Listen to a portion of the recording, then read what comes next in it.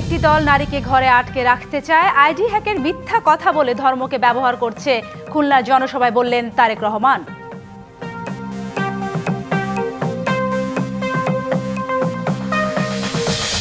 কারো চোখ রাঙানি ভয় পায় না জামায়াত, ক্ষমতায় গেলে নতুন বাংলাদেশে উদয় হবে, কক্সবাজারের জনসভায় দলটির আমির।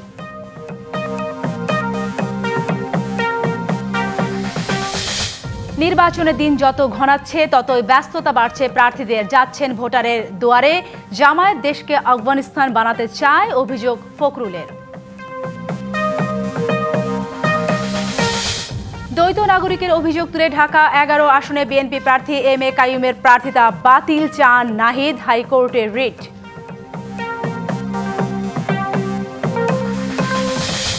ঢাকা মহানগরীর ৭৬% ভোট কেন্দ্রই ঝুঁকিপূর্ণ, সুষ্ঠু নির্বাচন আয়োজনে কঠোর নিরাপত্তা বলয় তৈরি করতে চায় ডিএমপি।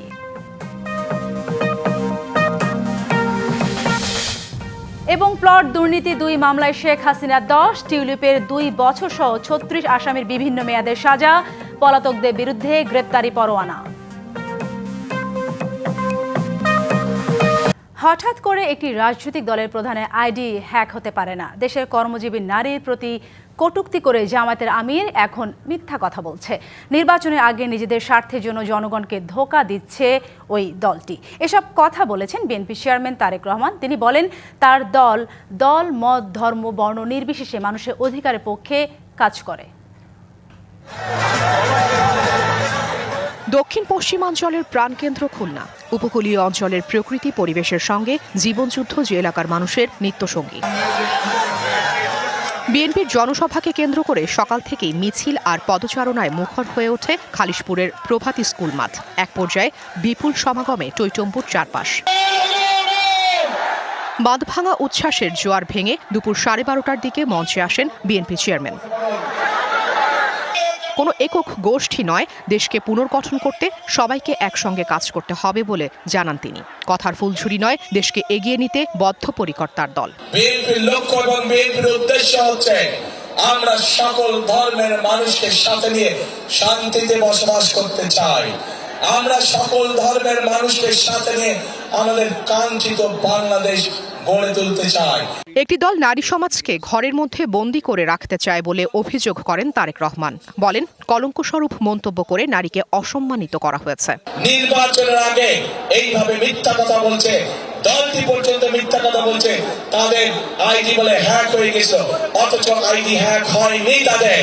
এরা নির্বাচনের আগে নিজেদের স্বার্থ সিদ্ধির জন্য মানুষের সামনে মিথ্যা কথা তুলে ধরছে, মিথ্যা কথা তারা বলছে। এদের একটাই পরিচয়, এরা মিথ্যাবাদী, এরা নিজেদের প্রয়োজনে নিজেদের সাথে মিথ্যা কথা বলে।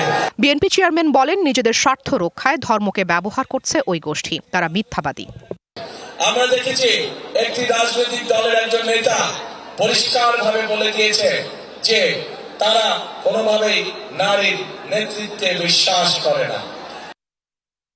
এই ফ্যামিলি কার্ডের মাধ্যমে আমরা দেশের নারী সমাজকে ধীরে ধীরে স্বাবলম্বী করে গড়ে তুলতে চাই।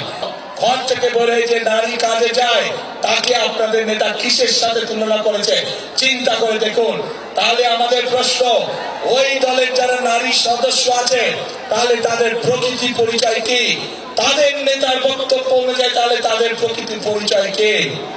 সকল ধর্মের মানুষকে সাথে নিয়ে বাংলাদেশ করার অঙ্গীকার করার পাশাপাশি ভোট নিয়ে কোনো ষড়যন্ত্র ও ছলচাতুরি যাতে কেউ করতে না পারে সেদিকে সতর্ক থাকার আহ্বান জানান তারেক রহমান।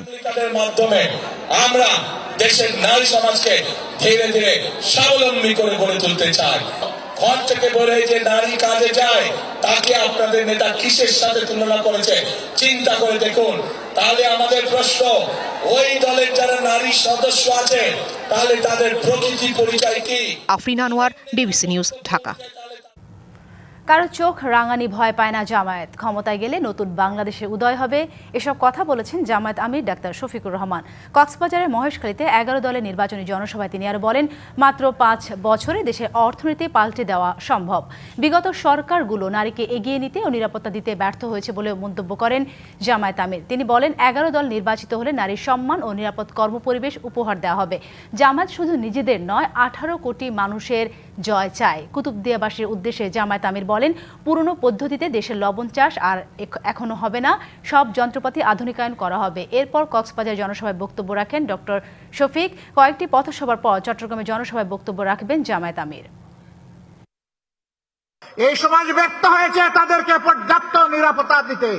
আমরা ইনশাআল্লাহ মাদেরকে ঘরে, চলাচলে, কর্মস্থলে 3 জায়গায় পর্যাপ্ত নিরাপত্তা এবং সম্মান নিশ্চিত করব। আমি যা চাইব আমার নিজের জন্য নয়, আমাদের যুব সমাজের প্রত্যাশা পূরণের জন্য, আমাদের মা বোনদের জন্য একখণ্ড নিরাপদ বাংলাদেশ গঠনের জন্য।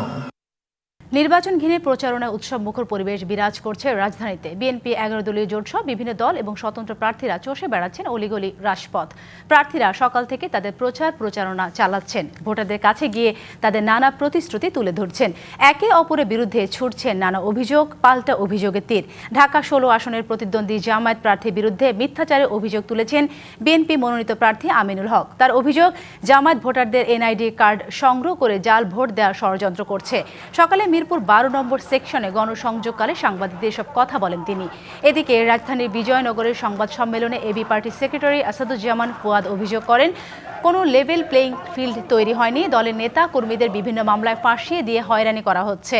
অন্যদিকে নাগরিক সুবিধা বঞ্চিত ঢাকা 9 আসনে উন্নয়নের প্রতিশ্রুতি দেন বিএনপি মনোনীত প্রার্থী হাবিবুর রশিদ হাবিব। রাজনৈতিক বন্দোবস্তের কথা,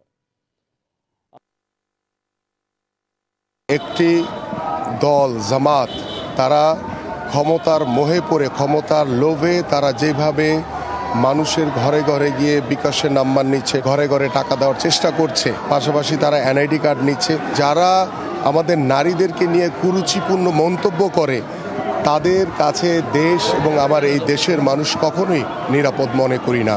আমরা চাই সবাই নিরাপদে ভোট দেবেন, সবাই যার পক্ষে ভোট দেন, বিপক্ষে ভোট দেন, পক্ষে বক্তব্য দেন, বিপক্ষে বক্তব্য দেন। এটাই তো গণতন্ত্র, এটাই তো 24, এবং এটাই তো গত 16-17 বছরে আমরা লেসন নিয়েছি যে জোর করে মতামত চাপিয়ে দেওয়া যায় না, জোর করে মানুষের মন হৃদয় জয় করা যায় না। এটা একমাত্র উপায় হচ্ছে আমার পলিসি দিয়ে, আমার বক্তব্য দিয়ে তাদেরকে জয় করতে হবে। রাজধানীর ইস্টার্ন প্লাস শপিং মলের সামনে প্রচারণা চালাচ্ছেন ঢাকা 8 আসনে এনসিপি মনোনীত প্রার্থী নাসিরুদ্দিন পাটোয়ারি। দর্শক, এ বিষয়ে আরো জানাতে যুক্ত হচ্ছেন সহকর্মী রিফাত তাসনুভা। ত্রয়োদশ সংসদ নির্বাচনে আর মাত্র কয়েকদিন বাকি। এই শেষ সময়ে এসে প্রার্থীরা কি প্রতিশ্রুতি দিচ্ছেন ভোটারদের, আর সাধারণ ভোটাররা কি বলছেন?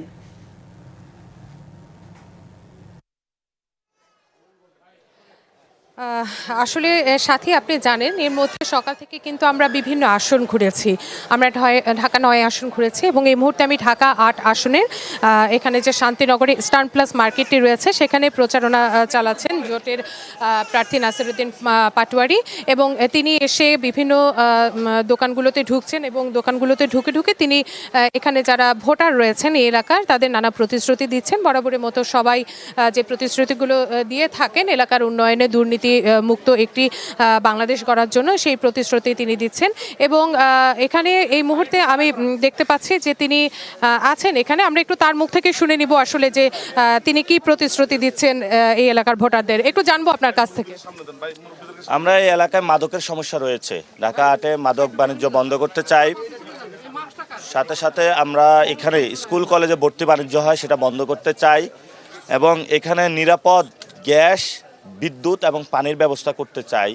ঢাকা 8 আসনে অনেকের জায়গায় গ্যাসের লাইন আছে কিন্তু গ্যাস নেই, পানির লাইন আছে পানি নেই, আমরা এটা বন্ধ করতে চাই। সাথে সাথে এখানে যানজটের কারণে মানুষ অনেক ভোগান্তিতে পড়ে, এটা বন্ধ করতে চাই। যে মার্কেটগুলোতে আছে সেগুলা মহিলাদের নামাজের জায়গা নেই, মহিলারা আমাদের কাছে এটা কনসার্ন জানিয়েছেন।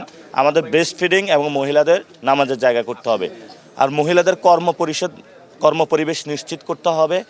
এবং আজকে অনেক মহিলা আমাকে এটা বলেছে যে আমরা ঢাকা 8-এ বের হয়ে নিরাপদ ফিল করি না, আমরা ঢাকা 8টা মহিলাদের জন্য নিরাপদ নগরী বানাবো ইনশাল্লাহ। কোনো অভিযোগ আছে?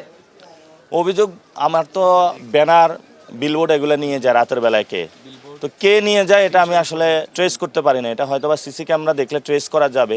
তো আমি চিন্তা করতেছি যে কালকে থেকে আমি আমার বিলবোর্ড এবং ব্যানারগুলো লাগানো শুরু করব। এরপরে যদি কেউ একটা ব্যানার বা বিলবোর্ড ধরে তার সাথে ইনশাল্লাহ কোলাকুলি হবে। হ্যাঁ জি। ধন্যবাদ জানাচ্ছি। আসলে এই এলাকার যিনি আমাদের এনটি যিনি প্রার্থী আছেন তার প্রায় তো 300-এর অধিক বিলবোর্ড, অথচ মাত্র বিলবোর্ড লাগানোর কথা 20টা, এবং পিভিসিতে ব্যক্তির নামে ব্যানার, পুস্টার তো নিষিদ্ধ, সবগুলাই আছে। আমরা বুঝতে পেরেছি আসলে বেশ কিছু অভিযোগের কথা আপনারা জানিয়েছেন এবং তিনি যে মূল কথাটি বলেছেন যে তার বিলবোর্ড ছিঁড়ে ফেলা হচ্ছে, তিনি যে পোস্টারগুলো বিলবোর্ড সরিয়ে ফেলা হচ্ছে এবং পোস্টারগুলো সরিয়ে ফেলা হচ্ছে।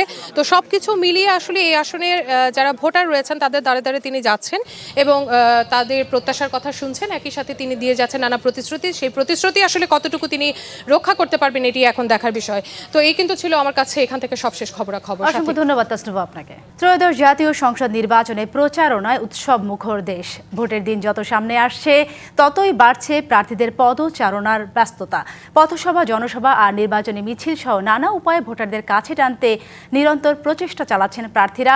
পাড়া, মহল্লা, অলিগলি ঘুরে নানা প্রতিশ্রুতি দিচ্ছেন তারা। অভিযোগের তীর ছুড়ছেন একে অন্যের দিকে। নির্বাচনী হাওয়ায় মুখর চারদিক। নির্বাচনের দিন যতই ঘনিয়ে আসছে ততই সরগরম হয়ে উঠছে রাজনীতির মাঠ। 12 তারিখ বাংলাদেশের মানুষের জন্য সকাল থেকে গভীর রাত পর্যন্ত উঠান বৈঠক, পথসভা ও গণসংযোগে ব্যস্ত সময় পার করছেন প্রার্থীরা। প্রচারণায় সরগরম বরগুনার উপকূলীয় জনপদ। দুটি আসনের প্রার্থীরা ভোটারদের দ্বারে দ্বারে ছুটছেন অবিরাম। অবহেলিত এই জনপদের উন্নয়নের নানা প্রতিশ্রুতি দিচ্ছেন প্রার্থীরা। বরগুনার দুটি সংসদীয় আসনেই নারী ভোটারের সংখ্যা বেশি থাকায় সবাই নিজেদের কৌশল অবলম্বন করছেন। বিএনপি ও জামায়াতের কাছ থেকে দেশবাসীর নতুন করে পাওয়ার কিছু নেই, এমন মন্তব্য করেছেন ইসলামী আন্দোলন বাংলাদেশের আমির সৈয়দ মোহাম্মদ রেজাউল করিম। কুমিল্লার লাকসামে নির্বাচনী পথসভায় যোগ দিয়ে তিনি এই মন্তব্য করেন। বিএনপির সাথে যারা জোট রয়েছে তারা দেশ পরিচালনা করার জন্য আমাদের কাছে ভোটের জন্য আসছে। তারা নতুনভাবে আমাদেরকে আবার কি দিবে, এটা আমাদের আর নতুনভাবে আলোচনা করার কোনো সুযোগ নাই, দরকারও নাই। দিনাজপুরের পার্বতীপুরে শহীদ মিনার চত্বরে 11 দলীয় জোটের নির্বাচনী পথসভায় যোগ দেন এনসিপির কেন্দ্রীয় নেতারা। বলেন, একটি দল ফ্যামিলি কার্ড ও কৃষক কার্ডের নামে চাঁদাবাজির নতুন লাইসেন্স প্রদানের মাধ্যমে জনগণের অর্থ লুটের পরিকল্পনা করছে। এক পক্ষ চাঁদাবাজিতে লিপ্ত, এক পক্ষ ফ্যামিলি কার্ড নামে চাঁদাবাজির নতুন লাইসেন্স দেওয়ার মাধ্যমে জনগণের অর্থ লুটপাটের নতুন ভিশন এবং প্ল্যান নিয়ে মাঠে নেমেছে। বাংলাদেশের মানুষ এবার আর কোনো ঋণ খেলাপিদের, ব্যাংক লুটেরাদেরকে ভোট দেবে না, এবার আর কোনো অতিথি পাখিদেরকে ভোট দেবে না। নাটোর 2 আসনের বিএনপি প্রার্থী রুহুল কুদ্দুস তালুকদার দুলু সূক্ষ্ম কারচুপির অভিযোগ তুলেছেন। নতুনভাবে বিএনপির বিজয়কে ঠেকানোর জন্য একটা সূক্ষ্ম কারচুপির চেষ্টা চালাচ্ছে। জনগণ যে কোনোভাবেই হোক এই ষড়যন্ত্র চক্রান্ত হতে দেবেন। বরিশালের প্রচারণায় ব্যস্ত বিভিন্ন রাজনৈতিক দলের প্রার্থীরা। প্রতিশ্রুতি আর প্রত্যাশার ফুলঝুরি নিয়ে 6টি সংসদীয় আসন মুখরিত। 11 দলীয় জোট কিংবা বিএনপি প্রার্থীরা যোগ দিচ্ছেন গণসংযোগ ও উঠান বৈঠকে। ভোট বঞ্চিত মানুষরা স্বতঃস্ফূর্তভাবে এবারের নির্বাচনের জন্য অপেক্ষা করছে। আগামী 12 তারিখে স্বতঃস্ফূর্তভাবে আমাদের এলাকায় ভোট সম্পন্ন হবে। ঠাকুরগাঁয়ে পথসভা, জনসভা আর নির্বাচনী মিছিল সহ নানা উপায়ে ভোটারদের কাছে টানতে নিরন্তর প্রচেষ্টা চালাচ্ছেন প্রার্থীরা। পথসভায় বিএনপি মহাসচিব মির্জা ফখরুল ইসলাম আলমগীর মন্তব্য করেন, জামায়াতে ইসলামী দেশকে আফগানিস্তান বানাতে চায়। জামায়াতে ইসলাম এই দেশটাকে আফগানিস্তানে পরিণত করতে চায়, পিছন দিকে নিয়ে যেতে চায়। জামায়াতে ইসলাম একটা দল, যে দলটা আমাদেরকে সামনের দিকে যেতে বাধা দেয়। এছাড়া সারা দেশের সব আসনে উত্তেজনা, প্রত্যাশা আর নানা সমীকরণে ক্রমেই জমে উঠেছে ভোটের মাঠ। লিখনকান্তি ভৌমিক, ডিবিসি নিউজ ডেস্ক। দেশ জুড়ে বইছে নির্বাচনের জোর হাওয়া। 12ই ফেব্রুয়ারি হবে ত্রয়োদশ জাতীয় সংসদ নির্বাচনে ভোট গ্রহণ। এ নিয়ে কি ভাবছেন সাধারণ মানুষ থেকে শুরু করে আগামী জনপ্রতিনিধিরা, সে কথা জানাতে ডিবিসি নিউজের ইলেকশন এক্সপ্রেস ছুটে যাচ্ছে সব সংসদীয় আসনে। এখন আছে সংসদীয় আসন 191, ঢাকা 18-তে। স্বাগত জানাচ্ছি সিএসআরএম ডিবিসি ইলেকশন এক্সপ্রেসে। আমার সঙ্গে এই মুহূর্তে যুক্ত আছেন ঢাকা 18 আসনে বিএনপি থেকে মনোনীত প্রার্থী। কথা বলবো, জানার চেষ্টা করবো আগামী নির্বাচনে তিনি কি ভাবছেন, কতটা প্রস্তুতি রয়েছে তার এই আসনটি। স্বাগত আপনাকে সিএসআরএম ডিবিসি ইলেকশন এক্সপ্রেসে। শুরুতেই অনেকদিন ধরেই প্রচারণা চালিয়ে যাচ্ছেন, সাধারণ মানুষের কতটা সাড়া পাচ্ছেন ধানের শীষে ভোটের ক্ষেত্রে? ধন্যবাদ আপনাকে। আমি অনেকদিন ধরে প্রচারণা চালিয়ে যাচ্ছি না, আমি অনেকদিন যাবৎ এই অঞ্চলে সাধারণ মানুষের জন্য কাজ করে যাচ্ছি। যেহেতু নির্বাচনের তফসিল ঘোষণা করা হয়েছে, সেই তফসিল অনুযায়ী আমাদের যে নিয়মকানুন আছে এবং নির্বাচন কমিশনের যে বিধিনিষেধ আছে, সেই বিধিনিষেধ মেনে আমরা 22 তারিখের পর থেকে আমাদের নির্বাচনে কার্যক্রম পরিচালনা করছি। তা আপনি জানেন এখানে বিগত দিনে আমরা অনেক কাজ করেছি, দীর্ঘদিন আমি ব্যক্তিগতভাবে এখানে রাজনীতি করি। তো রাজনীতি করার স্বার্থে এখানে স্বাভাবিক কারণে প্রতিটা মানুষের সাথে আমার অন্তরঙ্গ সম্পর্ক, প্রতিটা বাড়িতে আমার নিজের কর্মী আছে, দলের কর্মী আছে, আমাদের সমর্থক আছে। তা আমরা সেইভাবে যখনই আমরা কোনো জায়গায় যাচ্ছি ব্যাপক সাড়া পাচ্ছি। আর এই ব্যাপক সাড়া পাওয়ার পিছনে আরেকটি কারণ আমি মনে করি, সেটা হলো ধরেন এই যে আমরা ভোটাধিকার হরণ করা ছিল, সেই ভোটাধিকার আমরা পুনঃপ্রতিষ্ঠা করেছি, আমরা গণতন্ত্র পুনঃপ্রতিষ্ঠা করছি। এই যে আন্দোলনটা হয়েছে, যে যুদ্ধটা হয়েছে ফেসিবাদের বিরুদ্ধে, সেখানে নেতৃত্ব দিয়েছেন বিএনপি চেয়ারম্যান জনাব তারেক রহমান নেতৃত্বে সারা দেশের মানুষ ঐক্যবদ্ধ ছিল। এবং এই যে আমরা কর্মী হিসাবে যেমন প্রতিটা কর্মসূচিতে অংশগ্রহণ করেছি, দেশের সাধারণ মানুষও কিন্তু সেভাবে প্রতিটা কার্যক্রমে অংশগ্রহণ করছে। আর ভোটাধিকার পুনঃপ্রতিষ্ঠা করার জন্য দেশের মানুষ রাজপথে যুদ্ধ করেছে, তারা মৃত্যুবরণ করেছে, তাদের জেল খেটেছে, এরকম বিভিন্নভাবে নির্যাতন নিপীড়নের শিকার হয়েছে। কাজেই আমরা মনে করি যে এই কারণে মানুষের উপরে এইটা নির্বাচনটা তারা বেশি আগ্রহী, যে আমরা যেটা পুনঃপ্রতিষ্ঠা করেছি সেই পুনঃপ্রতিষ্ঠাটা আমরা ধরে রাখতে হবে, সেই ভোটটা আমাদের ধরে রাখতে হবে। আমরা সবাই জানে যে উত্তরাটা মডেল টাউন হিসেবে পরিচিত, কিন্তু উত্তরার বাইরে কী ধরনের পরিকল্পনা আছে? উত্তরখান, দক্ষিণখান, তুরাগ, এই সমস্ত এলাকায় কিন্তু মানুষ ব্যাপকভাবে দুর্ভোগে জর্জরিত। আমাদের উত্তরা মডেল টাউন, আমরা মডেল টাউন বলতে আমরা উত্তরা পূর্ব এবং উত্তরা পশ্চিম এটাকে আমরা মডেল টাউন বলি। আর অ্যাকচুয়ালি আমাদের দক্ষিণখান, উত্তরখান, খিলখ্যাত এবং তুরাগের কিছু অংশ সেই মডেল টাউন যেটা, সেই মডেল টাউনের ছোঁয়া পায়নি। যদিও এই জায়গাগুলো 2018 সনে সিটি কর্পোরেশন নিয়েছে, কিন্তু সিটি কর্পোরেশনের কোনো উন্নয়ন বা ডেভেলপমেন্ট সেখানে হয়নি। কাজেই আমি মনে করি আমার পরিবারটাকে, আমার সন্তানরা যেমন আমার কাছে সিকিউর থাকে, আমার পরিবার নিয়ে আমি যেমন চিন্তা করি, তেমনি এই ঢাকা 18 আসন এটা আমার পরিবার। আমার পরিবারের কে কীভাবে ভালো থাকবে, কে কীভাবে কী করবে সেটা আমি দেখব। পাশাপাশি উত্তরা মডেল টাউন সেটা আমি বিশ্বাস করি না। আমি বিশ্বাস করি আল্লাহ রাব্বুল আলামিন যে আমাকে সুযোগ দেয়, আর আমাকে যদি 5 বছর সময় দেওয়া হয়, আমি পুরা উত্তরাটা ঢাকা 1800টাকে একটা মডেল টাউন হিসেবে আমি রূপান্তরিত করতে চাই। আমার বক্তব্য হলো যে ঢাকা 18 আসনে যতগুলো মানুষ থাকে, কে ভোটার কে নন ভোটার সেটা আমি দেখব না, সবার নিরাপত্তা দেওয়ার দায়িত্ব আমার হয়ে যাবে ইনশাআল্লাহ, এবং আমি সেভাবে কাজ করে যাব। সবচেয়ে বড় কথা হলো যে আমার টার্গেট হলো যে উত্তরা মডেল টাউন না, ঢাকা 18 আসন একটি মডেল টাউন, সেই মডেল টাউন হিসেবে সারা বাংলাদেশের মানুষ তাকে দেখবে এবং ফলো করবে। 300 আসনের ভিতরে যদি আমরা সেটা করতে পারি, আমরা যাতে একটা নিদর্শন হয়ে থাকতে পারি, এবং আমরা সেটা পারবো ইনশাআল্লাহ। প্রচারণায় কোনো ধরনের সমস্যা উপস্থিত হয়েছে কিনা? জামাতের 11 দলীয় জোটের একজন প্রার্থী রয়েছে, আর অন্যান্য দল অংশগ্রহণ করবে, কতটা চ্যালেঞ্জ?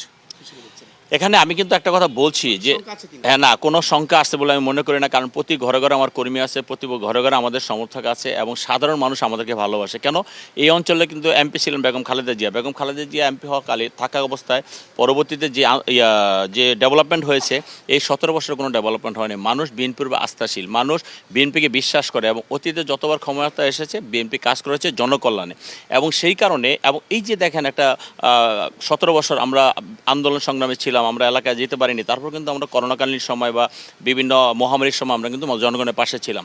মানুষ মনে করে, মানুষ বিশ্বাস করে যে বিএনপি একমাত্র দল, বিএনপির কর্মীরা একমাত্র মানুষ যারা মানুষের বিপদের পাশে থাকে। কাজেই এই যেটা আপনি শঙ্কার কথা বলছেন, জনগণ যেহেতু আমাদের সাথে আছে, আমরা শঙ্কাটা অনুভব করতেছি না। পাশাপাশি যে এই ফেসিবাদীরা যে আমাদের উপরে যে নির্যাতন নিপীড়ন করেছে, তাদের কিন্তু পুরা রাষ্ট্রীয় শক্তিরা তাদের হাতে ছিল, কিন্তু জনগণ তাদের সাথে ছিল না, যার কারণে তারা কিন্তু পালিয়ে যেতে বাধ্য হয়েছে। আর যেহেতু আমাদের সাথে জনগণ আছে, জনগণই আমাদের ব্যাপারটা দেখতেছে, কাজে আমরা মনে করি জনগণ যতক্ষণ আমাদের সাথে থাকবে ইনশাল্লাহ কোনো শঙ্কাকে আমরা শঙ্কা মনে করি না। যদিও নির্বাচন নিয়ে কিছু ফেসিবাদী এবং কিছু ধর্মভিত্তিক যারা রাজনীতি করে কিছু সংগঠন আছে, তারা অনেক রকম ষড়যন্ত্র করার চেষ্টা করতেছে। আমি বিশ্বাস করি যতই ষড়যন্ত্র করুক, জনগণ প্রতিহত করবে সেই ষড়যন্ত্রকে, এবং জনগণ আগামী 12 ফেব্রুয়ারি একটা সুন্দর নির্বাচন চায়, এবং তারা বিশ্বাস করে যে তারা যে নির্বাচিত প্রতিনিধি করবে ধানের শীষকে ভোট দিবে, এবং ধানের শীষের প্রার্থী তাদের কথাটা সংসদে গিয়ে ভয়েস রেজ করে তাদের পক্ষে কথা বলবে ইনশাআল্লাহ। অসংখ্য ধন্যবাদ। আমাদের সঙ্গে আপনারা তখন যুক্ত ছিলেন। পরবর্তী সংবাদ বিকেল 5টায় থাকছে ঢাকা 19 আসন, সেখানে তুলে ধরা হবে বিভিন্ন রাজনৈতিক দলের মনোনীত প্রার্থীরা কি ভাবছেন আগামী নির্বাচনকে কেন্দ্র করে, সেসব বিষয়। সঙ্গে থাকুন CSRM DBC ইলেকশন এক্সপ্রেসের। ঢাকা মহানগরীর 13টি সংসদীয় আসনে প্রায় 76% ভোট কেন্দ্রই ঝুঁকিপূর্ণ। 2131টি ভোট কেন্দ্রের মধ্যে 1614টির এই পরিসংখ্যান জানান দিচ্ছে ভয়াবহতার। এসব কেন্দ্র ঘিরে সর্বোচ্চ সতর্ক অবস্থানে আইন শৃঙ্খলা বাহিনী ভোট গ্রহণ নির্বিঘ্ন ও বাধাহীন করতে কঠোর নিরাপত্তা বলয় তৈরি করতে চায় ঢাকা মহানগর পুলিশ ডিএমপি। বিশ্লেষকরা মনে করছেন আইন শৃঙ্খলা পরিস্থিতি নিয়ন্ত্রণ রাখা গেলে সুষ্ঠু নির্বাচন সম্ভব হবে। বিগত 3টি জাতীয় নির্বাচনেই পুলিশ সহ আইন শৃঙ্খলা রক্ষাকারী বাহিনীর ভূমিকা ছিল প্রশ্নবিদ্ধ। পতিত সরকারের একতরফা নির্বাচনে সাধারণ মানুষ তাদের ভোটাধিকার প্রয়োগ করতে পারেনি। দিন বদলের পালা, এবার প্রেক্ষাপট ভিন্ন। ভোটের উৎসবমুখর পরিবেশ নিশ্চিতে মরিয়া প্রশাসনও, তারপরও ভোট নিয়ে শঙ্কা আছে কারো কারো। ভোটের ময়দান সুরক্ষিত রাখতে নড়েচড়ে বসেছে পুলিশ প্রশাসনও। নিজেদের অতীত ব্যর্থতা ঘোচাতে এবার ছক আঁকছেন ভিন্ন আঙ্গিকে। এরই মধ্যে পরিবর্তন আনা হয়েছে মহানগরী সব থানার ওসির বদলির মাধ্যমে। প্রশিক্ষিত করে তোলা হয়েছে পুলিশের 1.5 লাখ সদস্যকে।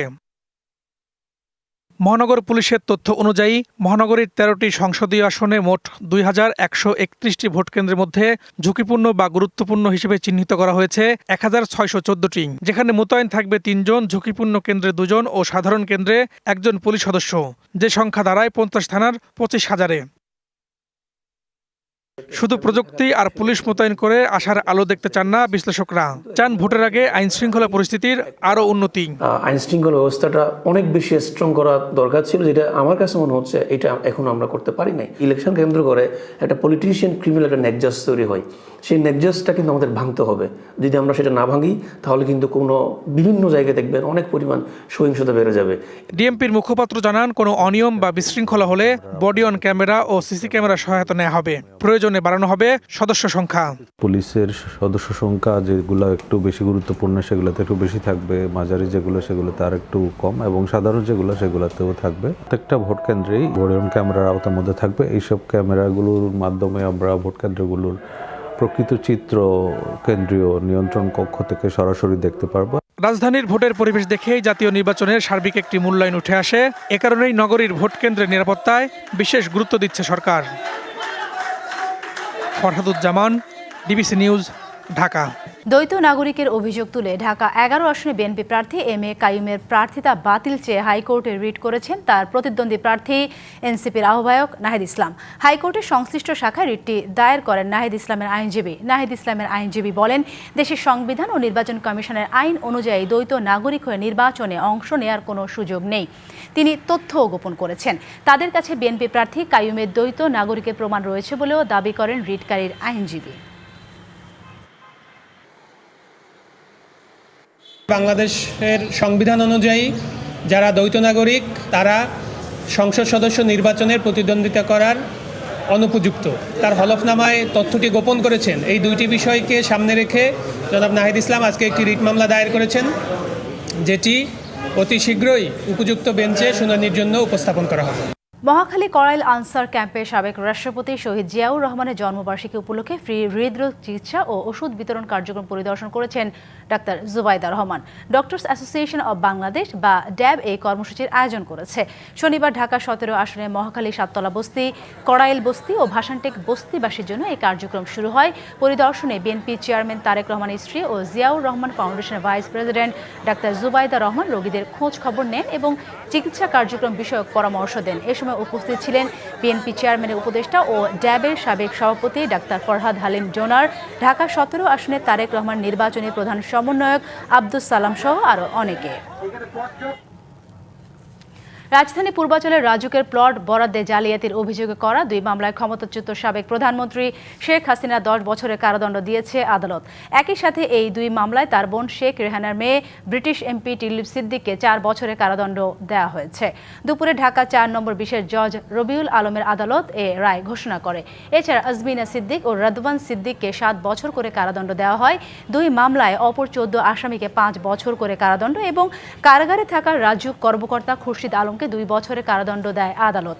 এর আগে প্লট দুর্নীতি 4 মামলায় শেখ হাসিনাকে 26 বছরের কারাদণ্ড দেওয়া হয়। এছাড়া এক মামলায় তার ছেলে সজীব ওয়াজেদ জয় ও মেয়ে সাইমা ওয়াজেদ পুতুলের 5 বছর করে এবং শেখ রেহানার 7 বছর ও টিউলিপের 2 বছরের কারাদণ্ড দেয় আদালত।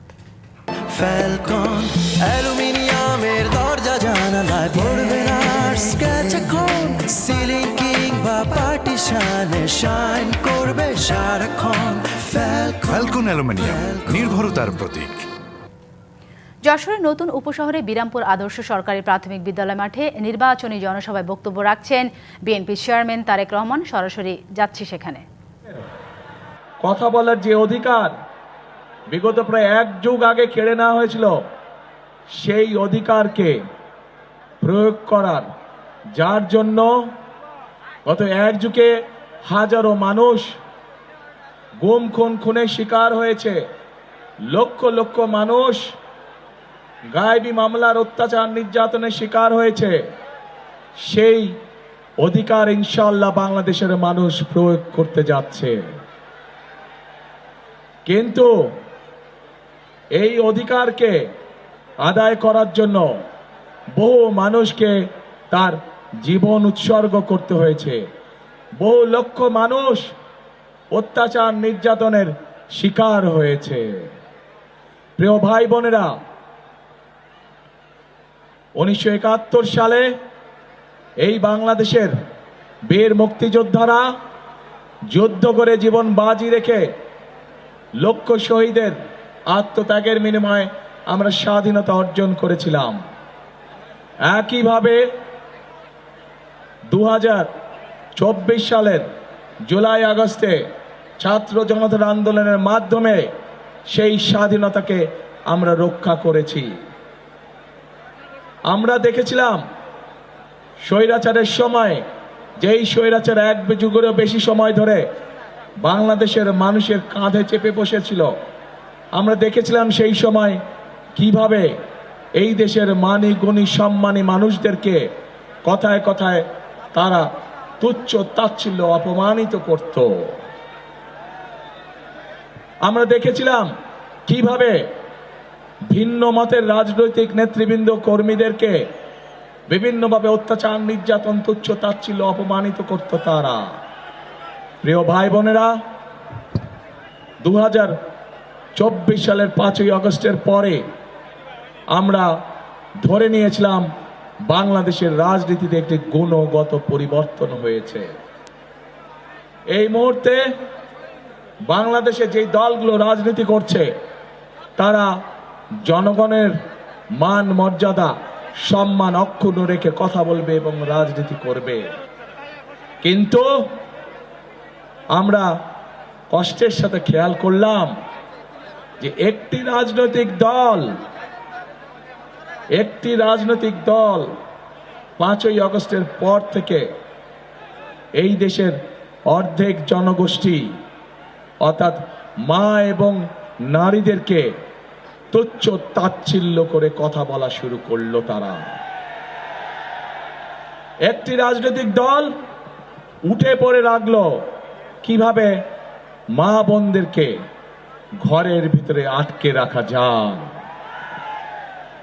একটি রাজনৈতিক দল বিএনপি যেখানে পরিকল্পনা গ্রহণ করেছে যে বাংলাদেশকে যদি সামনের দিকে বাড়াতে হয়, বাংলাদেশকে যদি সামনের দিকে নিয়ে যেতে হয়, তাহলে সমগ্র জনগোষ্ঠীর এই যে অর্ধেক নারী সমাজ, তাদেরকে কখনো পেছনে রেখে সামনে আগানো সম্ভব না। কারণ আমরা বিশ্বাস করি দেশকে পুনর্গঠন করতে হলে, দেশকে গড়ে তুলতে হলে নারী পুরুষ সকলকে একসাথে কাঁধে কাঁধ মিলিয়ে কাজ করতে হবে। কিন্তু আমরা অত্যন্ত কষ্টের সাথে দেখলাম কয়েকদিন আগে একটি রাজনৈতিক দলের এক শীর্ষ নেতা একটি আন্তর্জাতিক গণমাধ্যমে বলে বসলো যে নারীদেরকে তারা কোন দৃষ্টিতে দেখে। শুধু তাই নয়, গতকাল আমরা দেখলাম, প্রিয় ভাই বোনেরা, গতকাল আমরা দেখলাম সেই নেতা, সেই রাজনৈতিক দলের নেতা বাংলাদেশের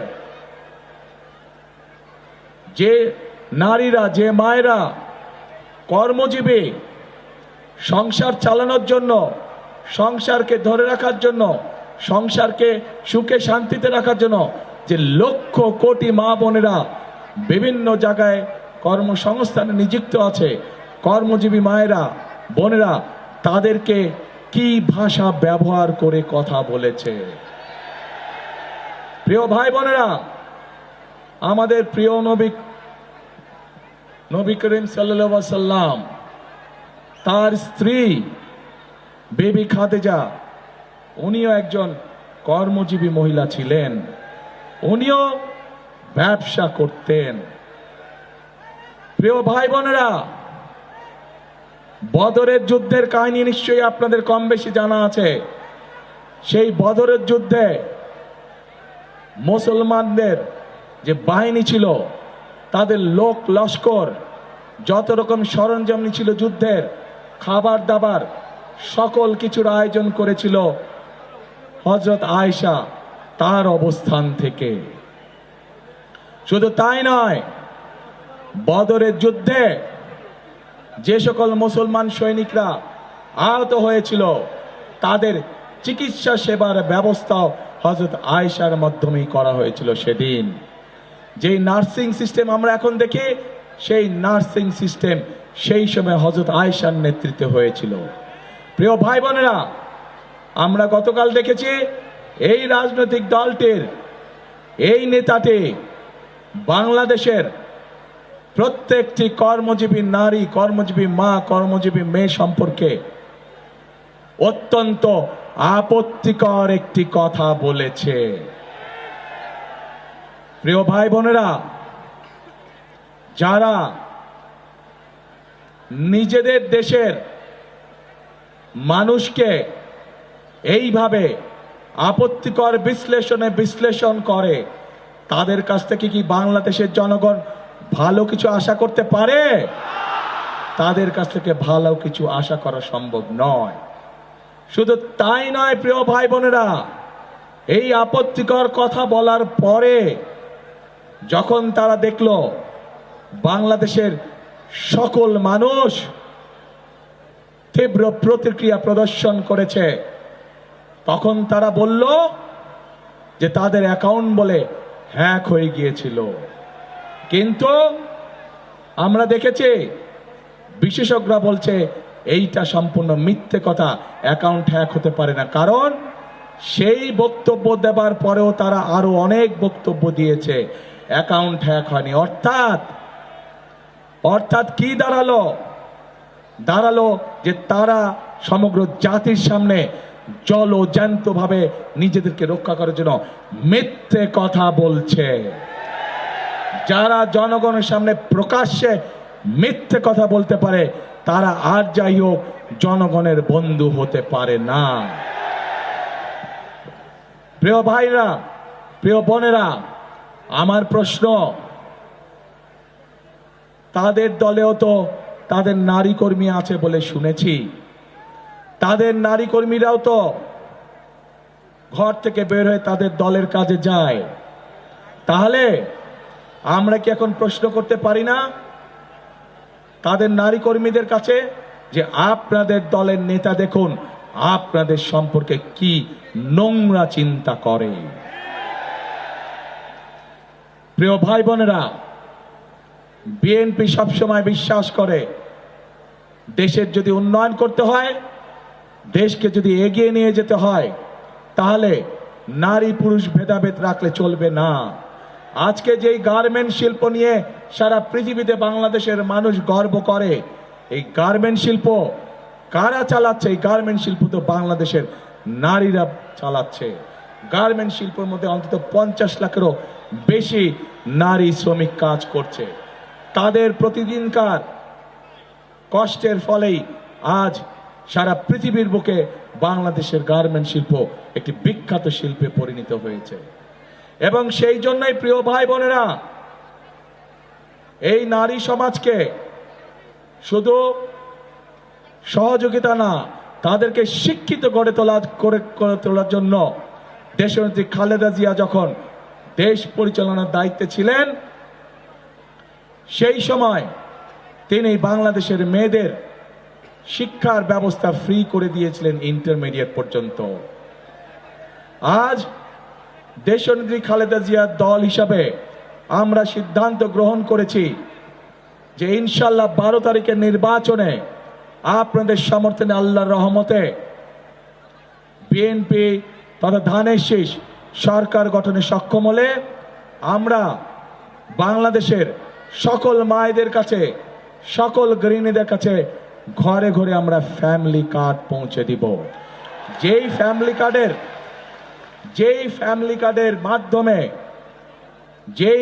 কার্ডের মাধ্যমে বাংলাদেশের প্রত্যেকটি পরিবারের গৃহিণী বা মা সরকারের পক্ষ থেকে প্রতি মাসে ন্যূনতম একটি সুযোগ বা সুবিধা পাবে। প্রিয় ভাই বোনেরা, কারণ আমরা বিশ্বাস করি যে আজকে পুরুষের পাশাপাশি যদি নারীরা স্বাবলম্বী হতে পারে অর্থনৈতিকভাবে, তাহলেই একমাত্র আমাদের এই বাংলাদেশকে এগিয়ে নিয়ে যাওয়া সম্ভব। অন্যথায় কোনোভাবে দেশকে এগিয়ে নিয়ে যাওয়া সম্ভব না। সেজন্যই আমরা বাংলাদেশের অর্ধেক জনগোষ্ঠীকে পেছনে রেখে আমরা আশা কোনোভাবেই করতে পারি না যে বাংলাদেশ উন্নতি করবে। বাংলাদেশ তখনই উন্নতি করবে যখন নারী পুরুষ কাঁধে কাঁধ মিলিয়ে একসাথে আমরা ইনশাল্লাহ কাজ করতে পারবো। প্রিয় ভাই বোনেরা, আজকে আমরা খেয়াল করলে দেখতে পাচ্ছি যে বিগত স্বৈরাচারের সময় যেভাবে এই দেশের মানুষের ভোটের অধিকারকে কেড়ে নেওয়া হয়েছিল, যেভাবে আমিরামি নির্বাচন করা হয়েছিল, যেভাবে নিশিরাতে নির্বাচন করা হয়েছিল, ওই যে যেই দলটির কথা বললাম, যারা নিজের দেশের সন্তানদেরকে, নিজের দেশের নারীদেরকে ঘরে আটকে রাখতে চায়, এরা এখন ষড়যন্ত্র শুরু করেছে কিভাবে নির্বাচনকে বাধাগ্রস্ত করা যায়। এরা এখন তাদের লোকজনকে মা বোনদের কাছে পাঠাচ্ছে এনআইডি নাম্বার নেওয়ার জন্য, বিকাশ নাম্বার নেওয়ার জন্য। এই খবর আছে আপনাদের কাছে? কাজেই তারা বলে সৎ লোকের শাসন কায়েম করবে। আরে ভাই, আপনাদের এই প্রস্তাবটাই তো সবচেয়ে বড় অসৎ প্রস্তাব। আপনারা অসৎ প্রস্তাব দিয়ে কাজ শুরু করে কিভাবে আপনারা মনে করেন যে আপনারা সৎ লোকের শাসন কায়েম করবেন? আপনারা সমগ্র জাতির সামনে। দর্শক, পাদোয়ায় নির্বাচনী জনসভায় বক্তব্য রাখছেন জামায়াত ইসলামের আমির ডাক্তার শফিকুর রহমান। সরাসরি চলে যাচ্ছি সেখানে।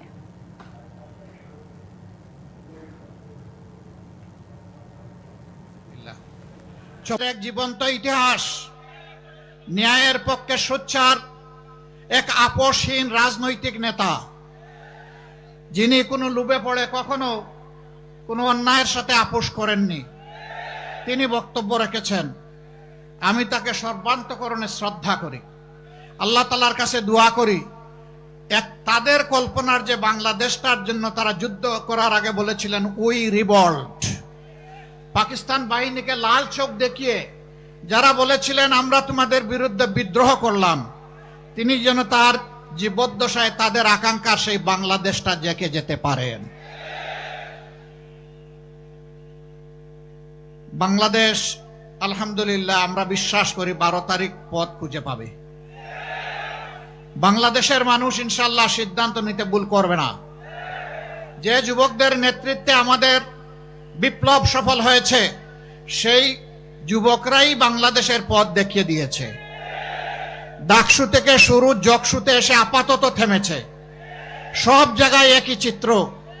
আমরা চাই দালাল মুক্ত বাংলাদেশ, আমরা চাই চাঁদাবাজ মুক্ত বাংলাদেশ, আমরা চাই দুর্নীতিবাজ মুক্ত বাংলাদেশ, আমরা চাই মামলাবাজ মুক্ত বাংলাদেশ, আমরা চাই ব্যাংক ডাকাত মুক্ত বাংলাদেশ, আমরা চাই ঋণ খেলাপি মুক্ত বাংলাদেশ, আমরা একটা মানবিক বাংলাদেশ চাই।